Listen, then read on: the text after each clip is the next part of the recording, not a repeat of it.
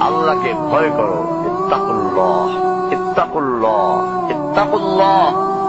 ওহে মুসলিম, তোমাকে আল্লাহর সামনে দাঁড়াতে হবে।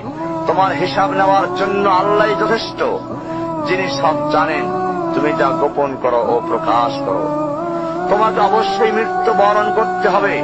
যখন তুমি দুনিয়ার সব কিছু ছেড়ে চলে যাবে, শুধু তুমি আখিরাতের জন্য যা সঞ্চয় করেছ তা নিয়ে সাবধান হও তোমার শেষ আমলের ব্যাপারে।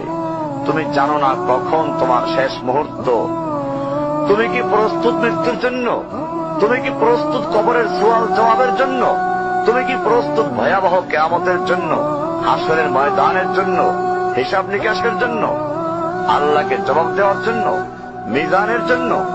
তুমি কি প্রস্তুত চুলের চাইতে সূক্ষ্ম, তরবারির চাইতে ধারালো পুল সিরাতকে পাড়ি দেওয়ার জন্য? ভয়ঙ্কর তুমি জাহান্নামের ভয়ঙ্কর আযাব থেকে আত্মরক্ষার জন্য কাজ করছো তো?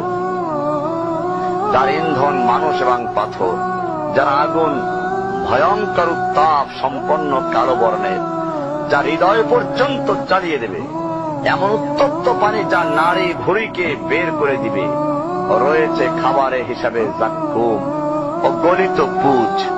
জাহান্নাম অসম্ভব গভীর, ভয়াল জায়গা। কঠোর হৃদয় ফেরেশতারা নিযুক্ত, যেখানে শাস্তির মাত্রা বৃদ্ধির জন্য শরীরকে অনেক বড় করে দেওয়া হবে। চামড়াগুলো জ্বলে যাবে, বের হতে চাইবে, বের হতে পারবে না। মৃত্যুকে ডাকবে, মৃত্যু আসবে না। ভয়ঙ্কর শাস্তি যা অনন্তকাল ব্যাপী চলতে থাকবে।